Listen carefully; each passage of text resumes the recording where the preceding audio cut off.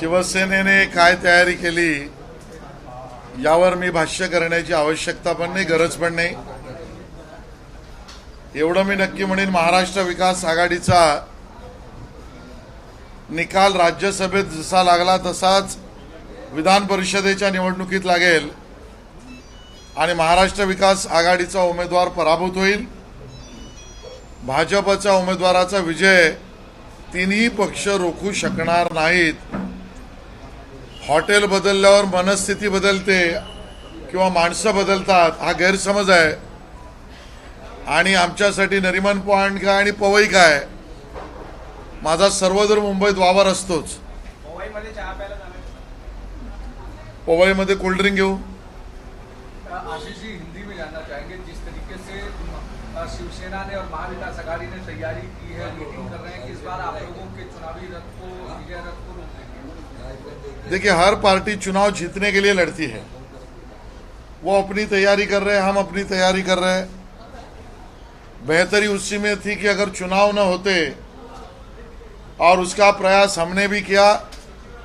और जहां तक मेरी जानकारी है, महाराष्ट्र विकास आघाड़ी के कुछ पार्टी के नेताओं ने भी किया, लेकिन किसी के दुराग्रह और अट्टहास के कारण ये चुनाव लादा गया है. भारतीय जनता पार्टी किसी भी चैलेंज को स्वीकार करती है. यह हमने चैलेंज स्वीकार किया है. महाराष्ट्र विकास आघाड़ी का पराभव यह निश्चित है और भारतीय जनता पार्टी के उम्मीदवार पांचों जीत के आना ये सफेद लकीर है, ऐसा मैं मानता हूं. सर, मिशन 2024 ची तुम्ही आता तयारी करताय. आपण बघतो ज्या ठिकाणी शिवसेनेचे खासदार आहेत त्या ठिकाणी सगळ्यात महत्त्वाचे तुम्ही हे करताय, नियोजन आणताय. तुम्हाला रत्नागिरी सिंधुदुर्गची जबाबदारी दिली आहे, नेमकं काय असणार आहे? ही केंद्रीय स्तरावरची योजना आहे. केंद्रीय स्तरावर भारतीय जनता पार्टी ज्या मतदारसंघांवर पक्षाचं काम निवडणुकीत जिंकण्यापर्यंतचं आवश्यक करण्याच्या कामाला या आधीच लागली आहे. महाराष्ट्रातील ती जबाबदारी काही मतदारसंघांची ही आज या ठिकाणी त्याची बैठक झाली. माझ्यासहित बऱ्याच सहकाऱ्यांना अशा जबाबदाऱ्या आहेत. मी कोकणातला सुपुत्र आहे. गिरण गावात माझा जन्म झालाय. कोकणाशी नाळ माझी आणि भारतीय जनता पक्षाची मजबूत आहे. कदाचित त्यामुळे सिंधुदुर्ग रत्नागिरीची जबाबदारी मला दिली असेल. आमच्या सगळ्या नेत्यांना बरोबर घेऊन माननीय नारायणराव राणेंपासून पक्षाच्या बूथप्रमुखांपर्यंत सगळ्यांचं बळ पाठीशी आहे. पक्ष तिथेही जिंकेल जर अशी परिस्थिती निर्माण झाली तर. आज इम्तियाज जलील जे आहे, इम्तियाज जलील विधान परिषद निवडणुकीनंतर म्हणतात की एकनाथ खडसेंना पाडण्यासाठी भाजप प्रयत्न करते आहे. मतांची मनाभूत करण्याचा त्यांचा प्रयत्न आहे. एकनाथ खडसेंना त्यांना पाडायचं. भारतीय जनता पार्टी कोणा व्यक्तिविशेषला पाडण्यासाठी निवडणूक लढत नाही. भारतीय जनता पार्टी आमचा स्वतःचा पक्षाचा उमेदवार विजयी व्हावा यासाठी लढते आहे. आणि त्यामुळे द्वेषापोटी निवडणुका लढणं हे भारतीय जनता पक्षाचं काम नाही. सेवक म्हणून निवडणुकीतून निवडून येणाऱ्या प्रतिनिधीने काम करावं म्हणून निवडणुका जिंकणं यासाठी भारतीय जनता पार्टी निवडणूक लढत आहे. 2017 में जिस तरीके से महानगर पालिका चुनाव में आपने शिवसेना के काफी कैंडिडेट्स को हराया था, अब कोंकण की जिम्मेदारी आपको लोकसभा चुनाव के लिए दी है. शिवसेना का क्षेत्र है, इसको कैसे लड़ेंगे और मुंबई में भी एक जगह की जवाबदारी आपके पास है. जो पार्टी जिम्मेदारी देती है उसका वहन हम सभी करते हैं. हम पार्टी के सिपाही है, कार्यकर्ता है. ये केंद्रीय योजना के तहत हर किसी को लोकसभा 2024 की जिम्मेदारी दी गई है. वो केंद्रीय स्तर से नीचे तक है. मुझे भी एक लोकसभा की जिम्मेदारी दी है. मैं कोकण का ही सुपुत्र हूँ. मैं गिरण गांव में मेरा जन्म हुआ है. कोकण की जनता से परिचय, संबंध और रिश्तेदारी भी है. मुझे लगता है मेरे जैसे बहुत सारे सीनियर कार्यकर्ता भी वहाँ पर है. माननीय नारायणराव राणे जी से लेकर बूथ प्रमुख तक हर किसी की ताकत इकट्ठा करके समय आया तो वहां पर भी कोकण में बीजेपी जीतेगी. ईडी को लेकर जिस तरीके से आज चौथे दिन भी कांग्रेस का प्रदर्शन जारी है, राजभवन घेरने की कोशिश की, कल जिला स्तर पर फिर प्रदर्शन करेंगे, इसको कैसे देख रहे हैं आप? 4 दिन इस प्रकार से कांग्रेस ने ईडी कार्यालय या राजभवन के सामने आंदोलन करने के बजाय जो आरोप राहुल गांधी और उनके परिवार पर है, उस आरोप का अभ्यास अगर करते तो ठीक होता। उन आरोपों के तहत कंपनी बनती कैसे है, कंपनी से पैसे ट्रांसफर कैसे होते हैं, एक बिजनेस दूसरे कंपनी के नाम पर कैसे जाता है, ये सब चीजें जो है उसकी सफाई कांग्रेस अगर जनता को देती तो शायद उनकी कहीं ना कहीं बची हुई थोड़ी सी इज्जत बच जाती। इतने संगीन और गंभीर आरोप, इतने संगीन और गंभीर इस प्रकार का घोटाला, इतना गंभीर इस प्रकार के आरोपों में कंपनियों का व्यवहार और उसमें भी जो पुख्ता जानकारियां सामने आती है उसमें किन चीजों का दुरुपयोग किया गया, ये सभी चीजों की सफाई कांग्रेस को देनी चाहिए। कांग्रेस से सफाई दे नहीं पा रही है, जनता के सवालों का जवाब दे नहीं पा रही है, तो हाथ सफाई करके आंदोलन काम कर रही है। क्या शिवसेना एमआईएम शिवसेना की बी टीम है क्या? किस तरीके के चुनाव 100% अब यह स्पष्ट हो चुका है कि एमआईएम की बी टीम शिवसेना है। सर इम्तियाज जलील शिवसेना की बी टीम एमआईएम नहीं है, क्योंकि शिवसेना के उम्मीदवार को राज्यसभा में एमआईएम के दोनों वोट मिले। वो वोट शिवसेना ने डबल स्टार जैसे अपने सीने पर लगा के रखे हैं।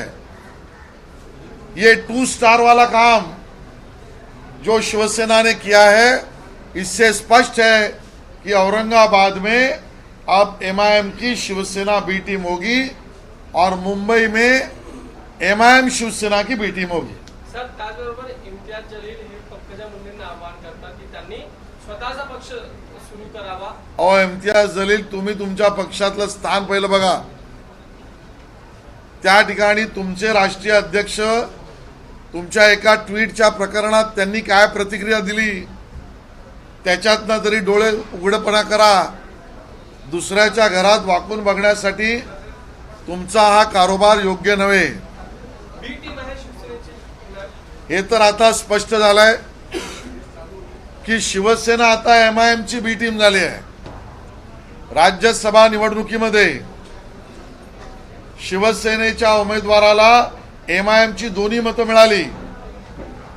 हे जे 2 स्टार लावून अधिकारी बसतात तसं डबल स्टार शिवसेनेला एमआयएमच्या 2 मतांचे लागले आहेत आणि त्यामुळे औरंगाबाद निवडणुकीत आता शिवसेना ही संभाजीनगर निवडणुकीत एमआयएम ची बी टीम बनेल आणि मुंबईमध्ये एमआयएम शिवसेनेची बी टीम बनेल। ते काल उत्तर दिलं त्याच्यावर। मुंबई महानगरपालिका निवडणुकीमध्ये तुम्ही म्हणताय की एमआयएम ही शिवसेनेची बी टीम बनेल, म्हणजे मुंबई पालिका निवडणुकांमध्ये एमआयएम शिवसेनेला मदत करेल। मला आश्चर्य वाटणार नाही जर त्या दोघांनी युती केली तरी। अशा पद्धतीची परिस्थिती आहे। त्यामुळे एमआयएम आणि शिवसेना युती सुद्धा मुंबईत बघायला मिळेल। मागच्या विधान परिषदेमध्ये त्यांनी मतं घेतली। खऱ्या अर्थाने काँग्रेसने 4 दिवस जे आंदोलनात घालवले ते वाया गेलेले आहेत।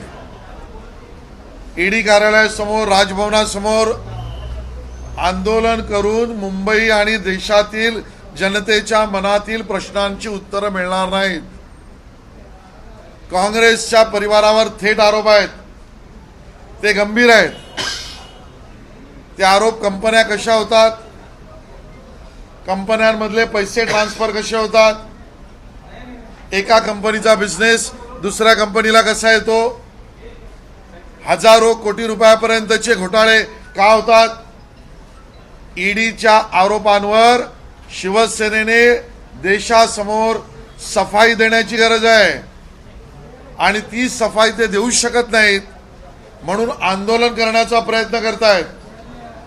आंदोलन ही त्यांची हात सफाई आहे. सफाईदार उत्तरं ते जनतेसमोर न देऊ शकल्यामुळे हा त्यांचा कुटील डाव आहे. मनसे क्या करती हमें जानकारी नहीं.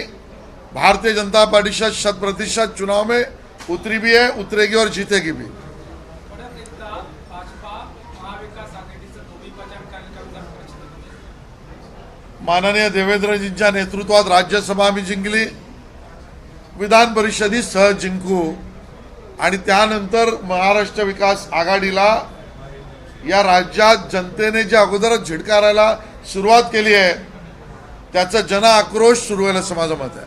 सर तुम्ही जेव्हा एमआयएमला बी टीम म्हणता तेव्हा ते पण म्हणतात की मनसे तुमची बी टीम आहे. भारतीय जनता पार्टी 100% या निवडणुकीत उतरली आहे आणि त्या निवडणुकीत भारतीय जनता पार्टी कोणाही विना 100% आपल्या मतांवर महापालिका जिंकेल. सर लेकिन एमएनएस के लोगों ने तो आपको वोट किया था विधान परिषद में.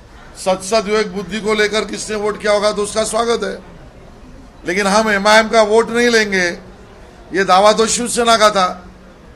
एमआईएम का दावा था शिवसेना हम उनको वोट नहीं देंगे, ये दावा उनका था.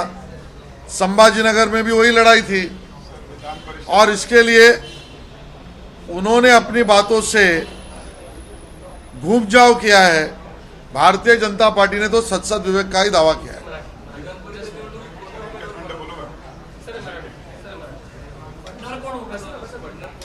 हाँ, महाराष्ट्र विकास आघाडी,